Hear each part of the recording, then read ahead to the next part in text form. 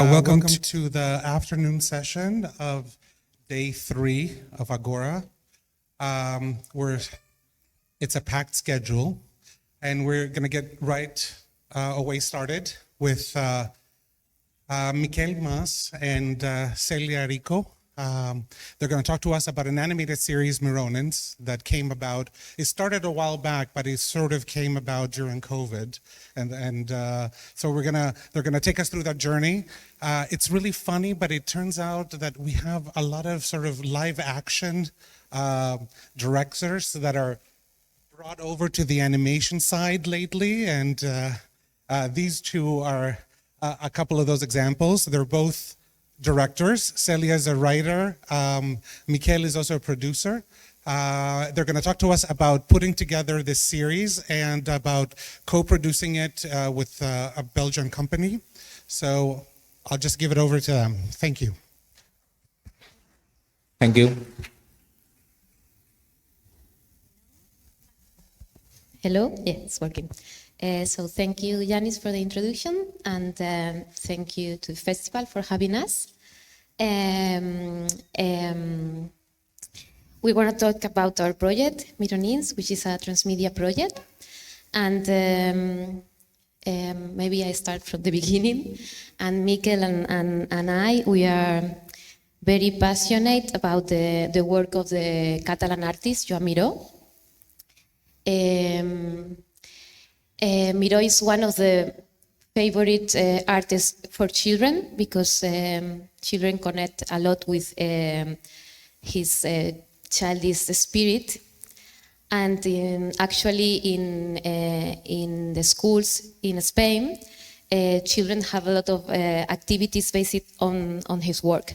So we thought, let's do a project about the universe of Miró.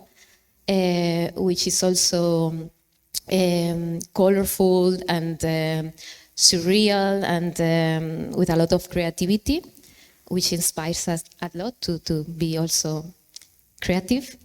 And just Miró, of course, was our starting point, but it was not our destination, because what we wanted was to motivate children to enjoy art.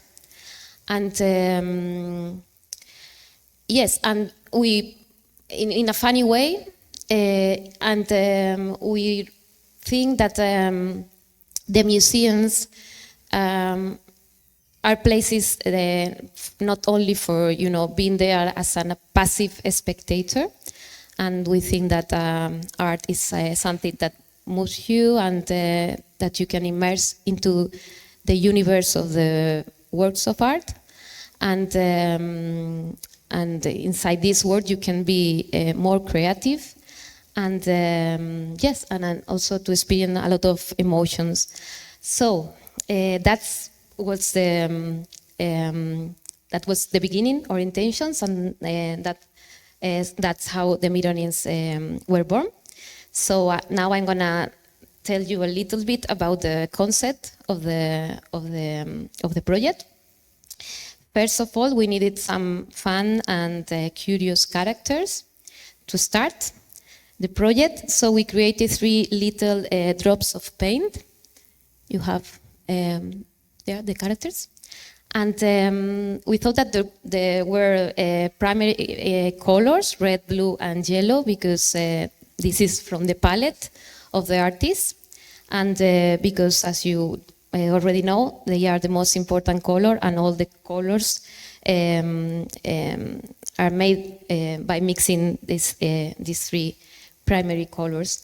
Then we decided to set the story in the Joan Mirós Museum in Barcelona. Maybe some of you have been there. And this museum is very original, and it's like a huge white building, and for that it was like a empty canvas.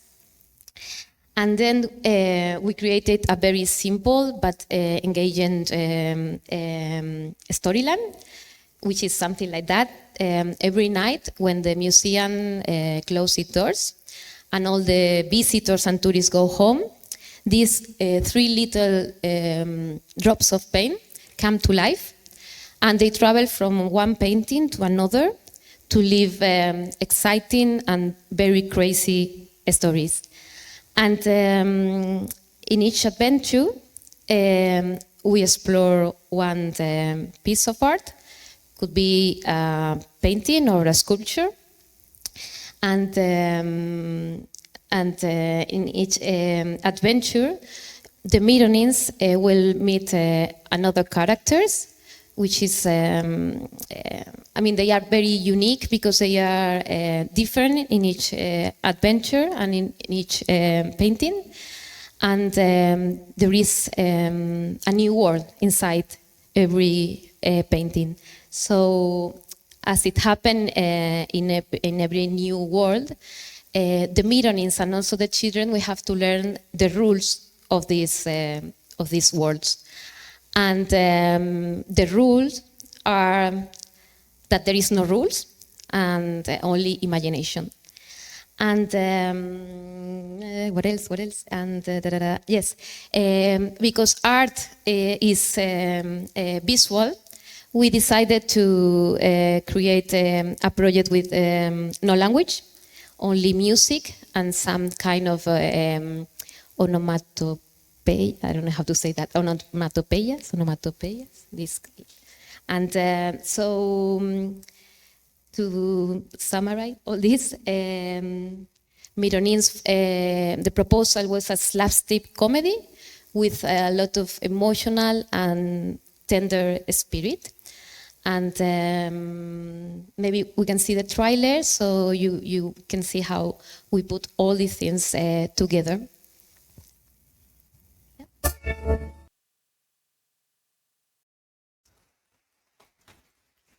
Thank you.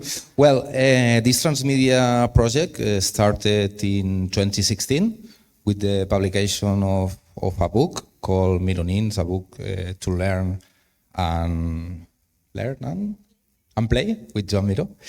And right now, there's the first season of the TV series. There's a merchandising line with the Mironins. There's a future film format set up with the different episodes of the TV series. And we are right now developing the video game of the Mironins. Is our next step. No? We also offer workshops for children, where children can create their own Mironin, and at the same time they can understand how animation process works. Let me show you an example of these workshops.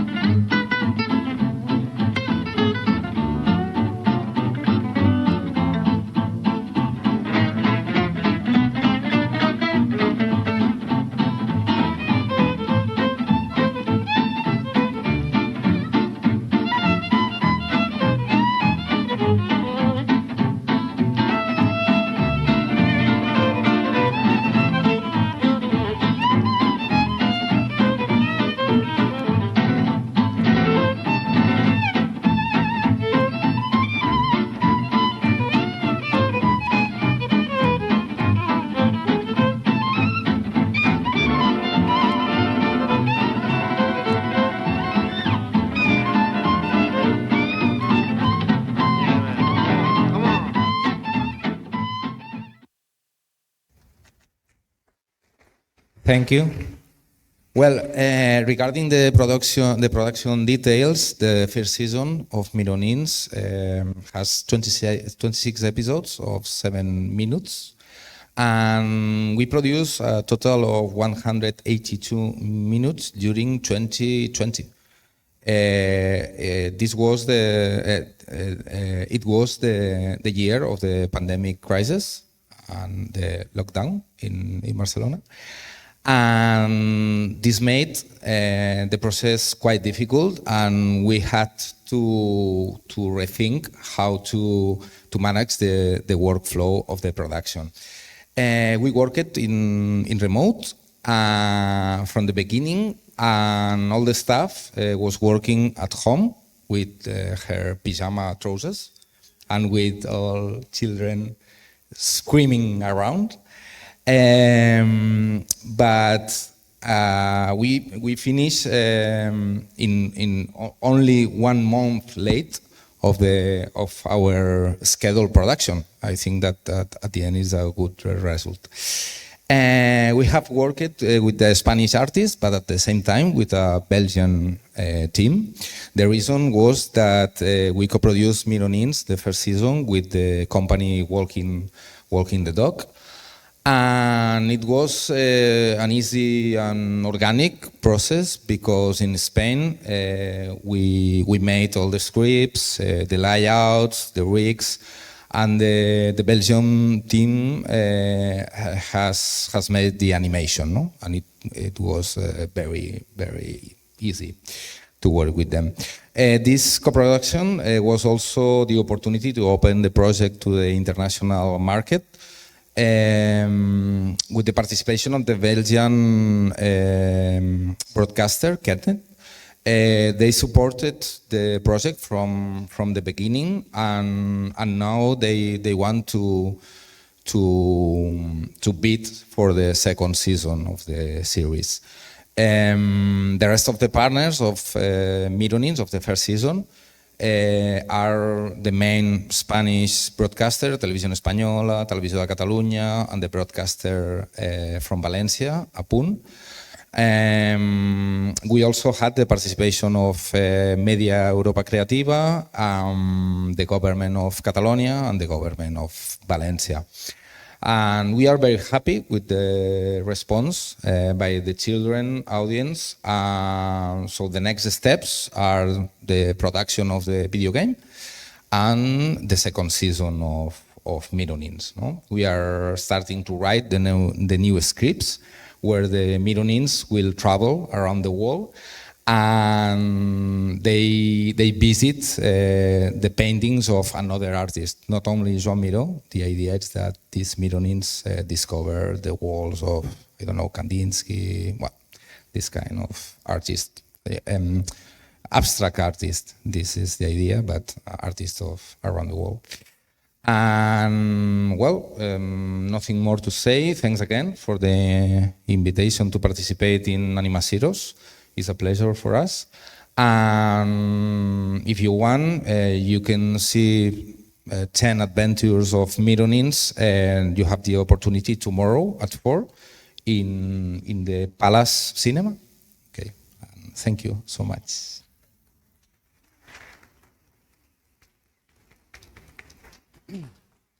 We'll open for questions. Can I get it started? It's just was this planned as a transmedia project from the very beginning, or did it just happen to turn into that? Yes. The answer is yes, because in 2016, 3 workers in the Joan Mirós museum decided to publish this book, and I saw this book because I was working in the museum too, and I saw this book, and in 2016 transmedia was was in their best moment, no? It's like, oh, transmedia, all the projects has to be transmedia, and yeah, and I thought, okay, this is a real transmedia project, no? Because it's a way to discover the art to children, no, in different platforms. And the first grant that we got was a transmedia grant. Was a prize of GAC. It's a well, it's a ¿qué sería la? The Scriptwriters Association, and there's a transmedia award, and we won the first edition with Mironins, no? Yes, and yep, the answer is yes. I first saw your films at Cinemina and immediately fell in love with them. And because art is universal and there's no dialogue, how many countries are you now showing these in? Well, I'm not sure. Well, I'm working with the Media Pioneers, is our sales agent, and I think that now we can see Mironins in Spain, in Belgium, in Canada too, in Turkey, in the Middle East, and in France. Sorry?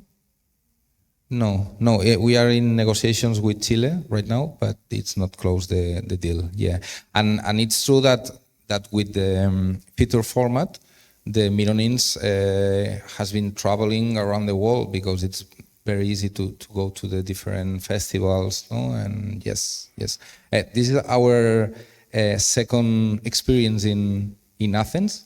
In Greece, because we went to the festival in Athens last 6 months ago, I think, and yeah.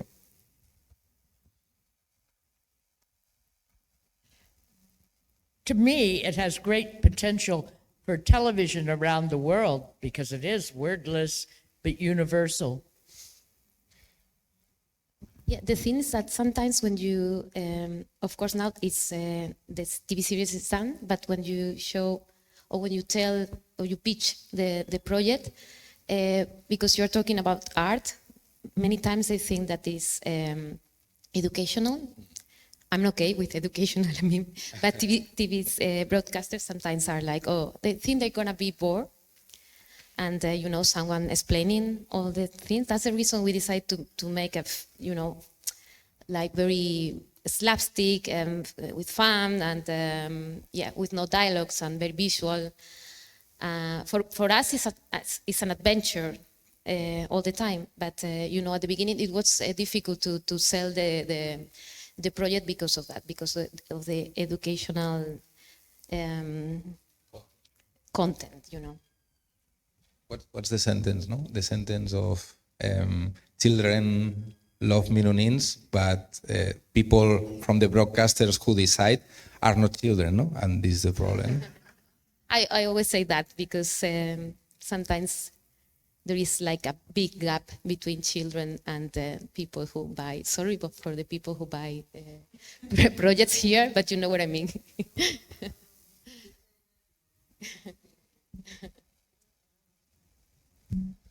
Hello, nice to meet you here after many time.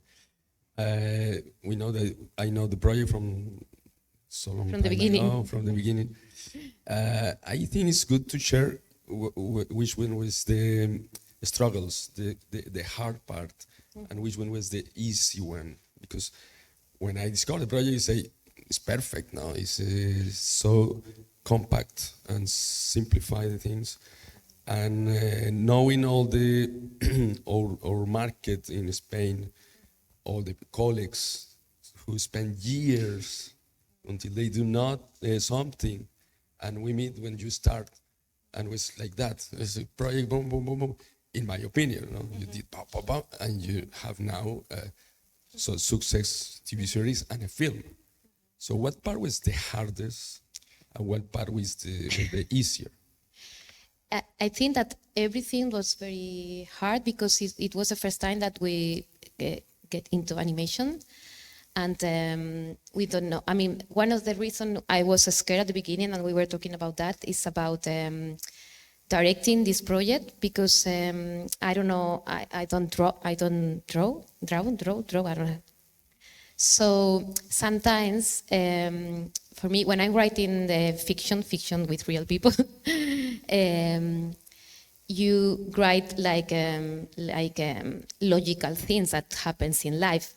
But when you are creating animation, for me, that's the most, is what I really like, that you can be more imaginative, and you can create a narrative through the visual and through the, how you move something and later. So you need to make some pictures, you know what I mean? So for me, it was very difficult to write without being able to make but the thing is that we decided to collaborate with a very, very good, how do you say?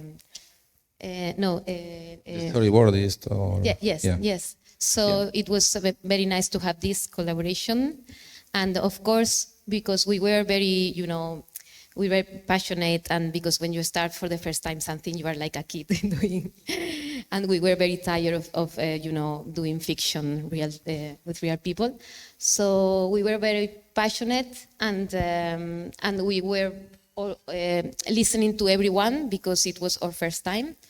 And of course, the financial part is always the difficult part. And also, for me, one of the most difficult part, the creative part, it was how to create storylines, not very complicated, you know what I mean, because it's for children, but try to be profound and to have a lot of layers, because I don't want to make, like stupid things for kids, you know what I mean?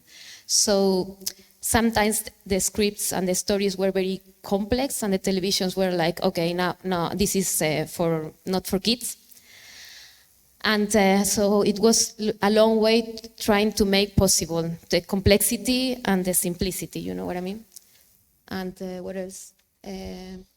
No, that's all. The financial part, the most difficult thing of the financial part was the broadcasters at the end, because from the beginning, people, for example, the government of Catalonia bid for the project, Media Europa Creativa bid for the project, but Televisión Española was the first broadcaster who decided to go with us, but the rest of the broadcasters was very difficult to convince them. Yeah, this is the worst part. Yeah. Yeah, and we really enjoyed the project because we decided from the very beginning, and we were very, ¿cómo se dice?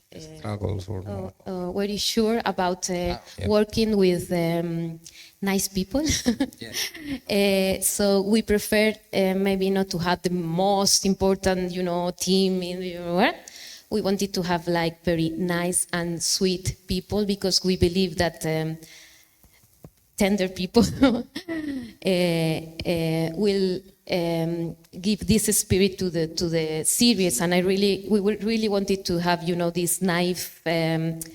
So I think that we enjoyed the project a lot because of the decision of this casting, because we had sometimes in fiction the shooting are very stressful. So we decided to enjoy this process. So it was hard, but at the same time we enjoyed a lot. Yeah, it's true that the easiest part of the process was the process of the animation. This 2020 was the best year for Mironins, because all the team worked together, and yes.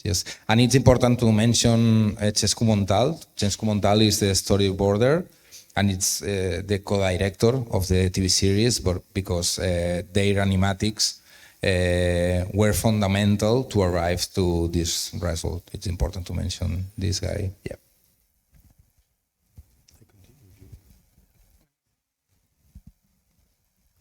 Hi, just a quick question.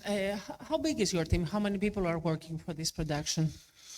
Well, not a lot. At the end, let me think. I think that in total, 25 people. Yeah, not not a lot of people. Yeah. Well, I don't know. Yeah, 25. Well, two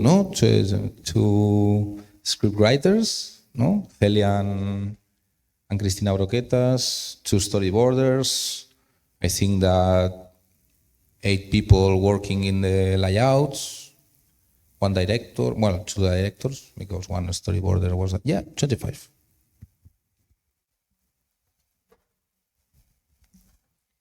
Hi.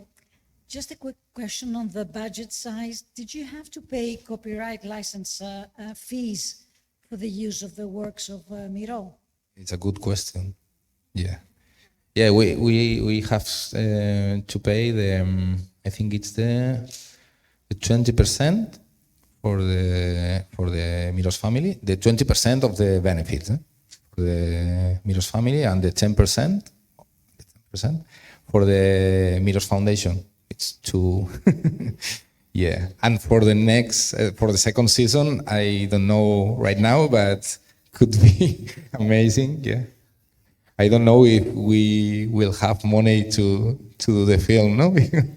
Now that you asked that, I have another answer for you. That one part was we had a lot of meetings with the family of Miro, Yeah. and also the abogada, the lawyer of the and that was it was a slow and very. They never say no. They always say okay, but we want to see that. Okay, but we want to see that, and. But now they are very happy. So Yeah, and it's amazing because the Miros family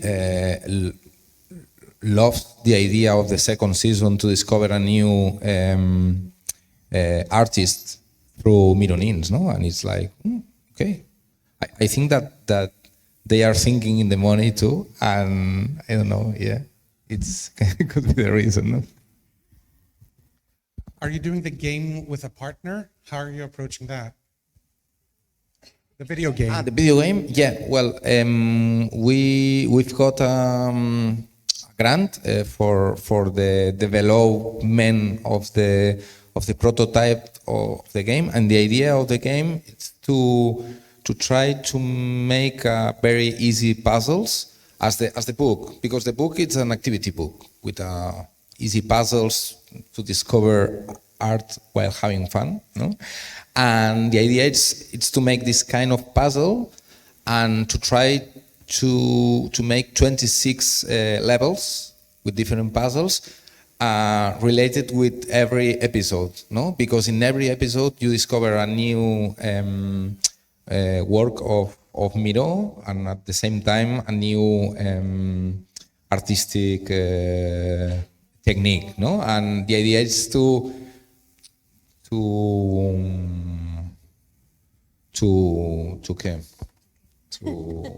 idea is to put all this together and to make every level with this. and No, to make some links between the TV series and the game, so it's complementary, like a This bigger idea. experience. Yeah. And who are the sorry, because I think you want to know about the company. It's the collaboration. Yeah, not the specific company. I was just wondering if you're going to collaborate with someone. How much you control the game and. Well, I don't know, because we will start the process of the production in November. But I think that a lot of control. I hope so. And the company is called The contents. I mean, that's yeah, the important content. Yeah. Well, the way that the puzzle works, it's the work of the company, no? Well, the name of the company is Open House Games. It's a company from Barcelona, and the idea is to make now the prototype with one level, and that you see the second level, to go to the Catnet, Televisió de Catalunya, Televisió Espanyola, and to raise money to make the game.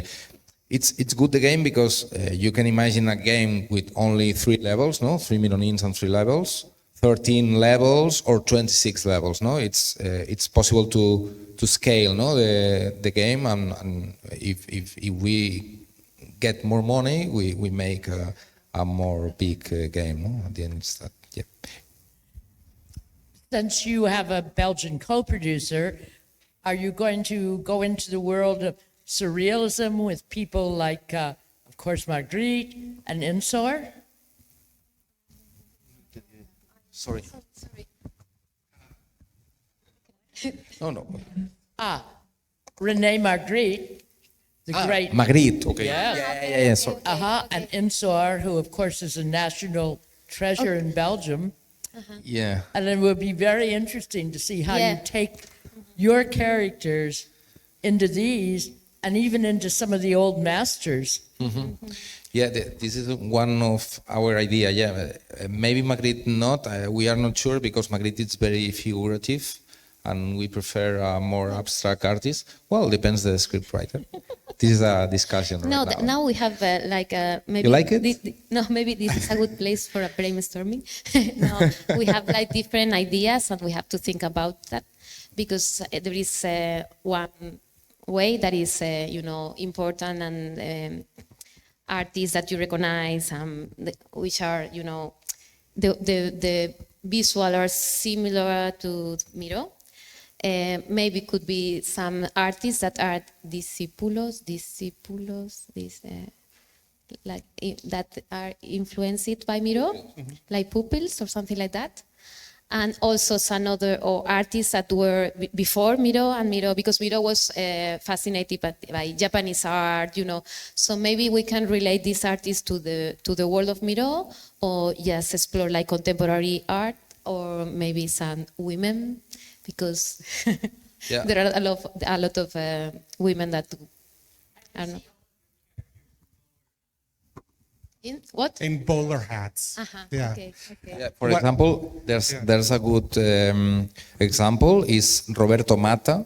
Roberto Mata is a Chilean artist, and well, we have a good relationship with a company in Chile and with the broadcaster from Chile, and could be a good idea because Roberto Mata, it's like a pupil of Joan Miró, no? And yeah, this is a good example, no, for them. So you have a lot of time to spend with lawyers, it sounds like. So thank you very much for your presentation. Thank you. Thank you very much.